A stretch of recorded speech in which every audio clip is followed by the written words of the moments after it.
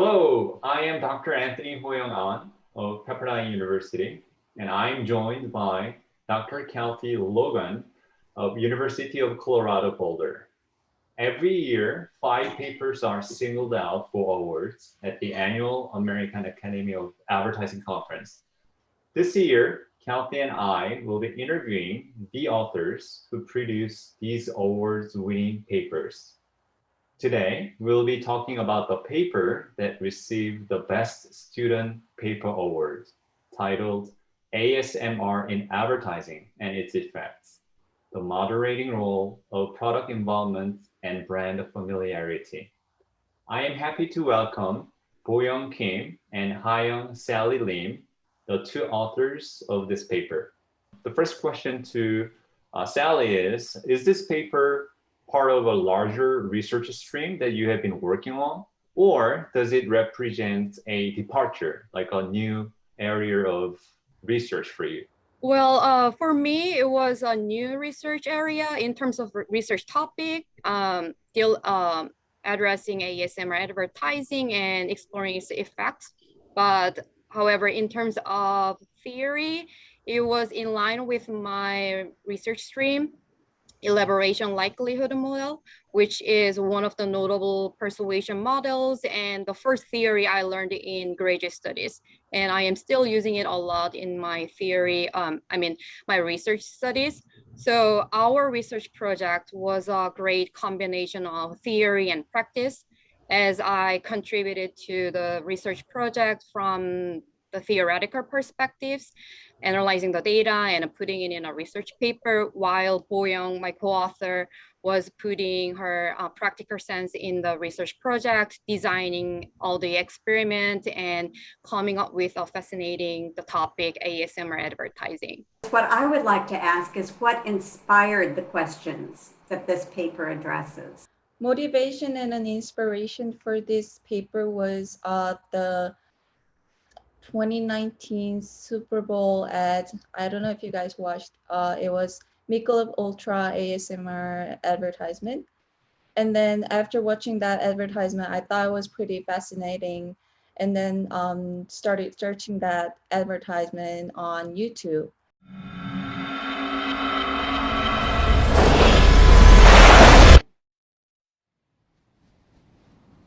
Let's all experience something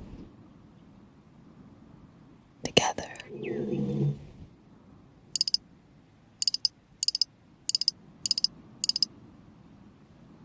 This place, so pure, you can feel it.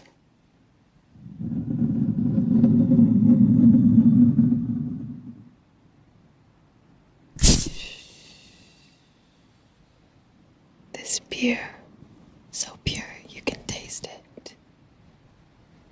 Michelob Ultra Pure Gold.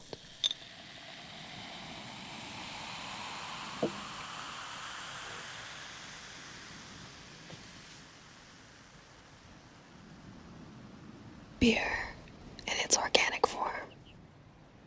And then I watched it several times because it was so interesting having the ASMR factor in the advertisement. And then all the reactions were pretty interesting because they all have different, very different, extremely different reactions toward it.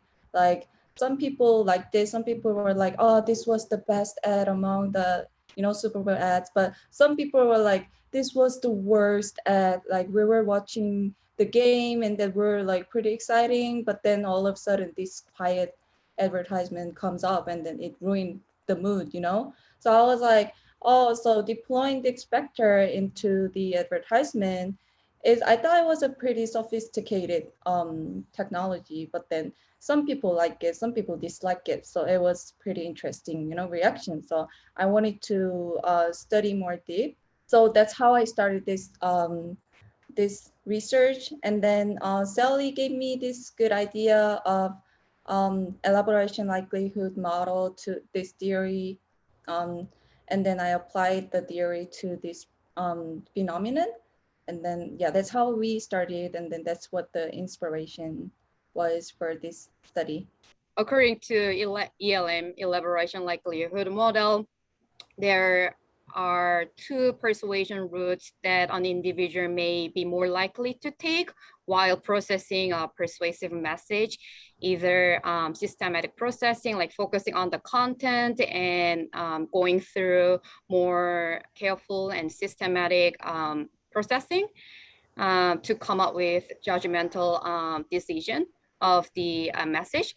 The other route is peripheral route, which an individual is more likely to focus on peripheral cues like celebrity attractiveness or any other not really related to the content or message strength in advertising. So this is one of the conventional and famous persuasion models that advertising researchers have used in the research studies. My next question is, are there specific implications from your research that would benefit advertising practitioners and professionals?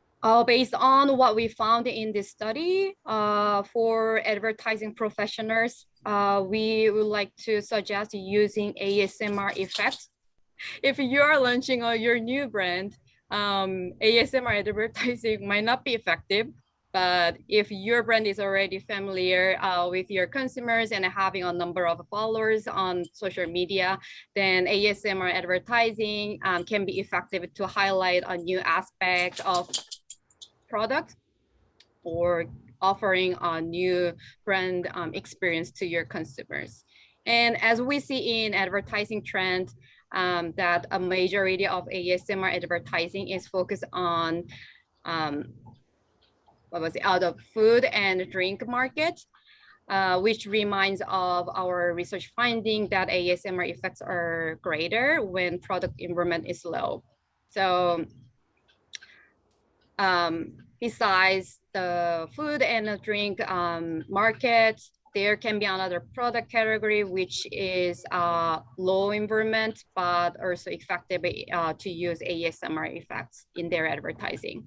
I think there's also an important implication when it comes to social media advertising, because as Sally said, the ASMR, the technology is deployed in food or beverage industry or health or beauty industry as well, since they use a lot of tactile or audio stimuli.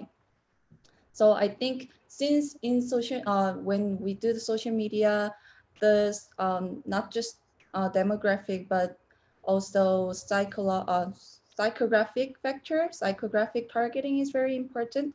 So since we can target psychographic information, such as, let's say, we're like a beauty brand or like skincare brand, and we're trying to target the target audience that is interested in beauty industry, then we could specifically target those with the psychographic information. So since we can do that, if we deploy this ASMR into the advertisement, the audience would be already familiar with that brand or already familiar with the product, already involved with that product, because we already specifically targeted on social media. So I think this would be a great implication on social media advertising as well. What is the most interesting or exciting finding from your study? So the most exciting finding from this study was the moderating role of brand familiarity and product environment, which was in prediction of ELM. So what I gained from this finding was not just like theoretical finding, more than that, because when it comes to a new media technology or advertising, we may think like, oh, we should come up with a really new fancy theory or a more complicated theoretical framework to explore them.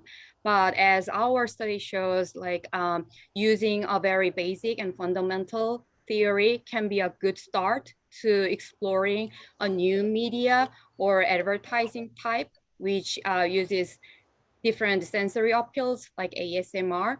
So it may go in prediction of the theory, or it may not be predicted by the theory. Either way, it is valuable to support the theory or offer a new extension of the theory. So I learned that it's really important to use the fundamental theory in a new practice.